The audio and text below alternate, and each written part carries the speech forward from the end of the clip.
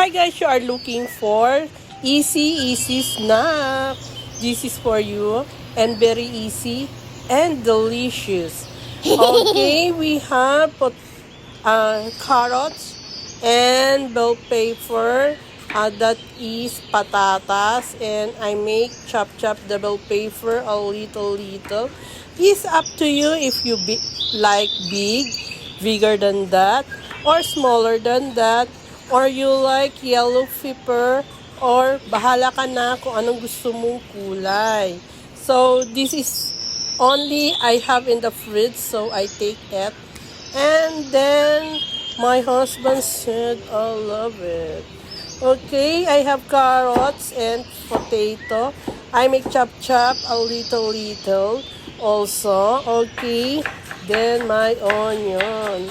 So guys, shout out sa mga my friends and friendship, old and new friends. Hi, hello sa you. Sana ay sumahod na tayong lahat ngayong Pasko. Okay, so ayan, hiniwa na po Inoy ang breast chicken.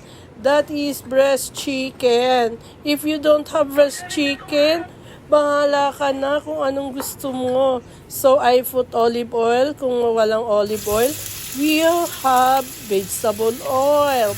And then, make saute. In Tagalog, mekos lang yan. I put a little butter. If you don't have butter, no problem. Okay, so I put the chicken breast.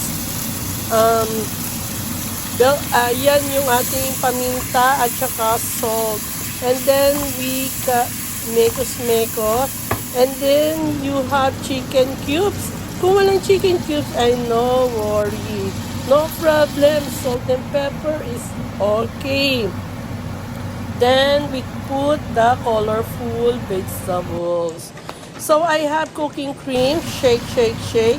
If you don't have cooking cream, you have all-purpose cream is no problem. Pwedeng water. Bahala ka na. Then kapag nakati yan, if no, the cream is evaporation, no? Evaporation ba yun? Okay. Pwede na natin ipalaman sa ating tortilla bread. Lagyan lang natin ng cheese. Bahala na kayo. Any cheese that you want. That I put mozzarella cheese, socialin. Nakuha ko lang yan sa rep ni Bossing. Okay? Pero doon, huwag kayong maingay na kinuha ko yung mozzarella cheese doon. Kasi pwede naman kumuha doon. Kasi ako naman ang namimili. Kapag wala na, di bibili uli. Okay? So, ayan, luto lang.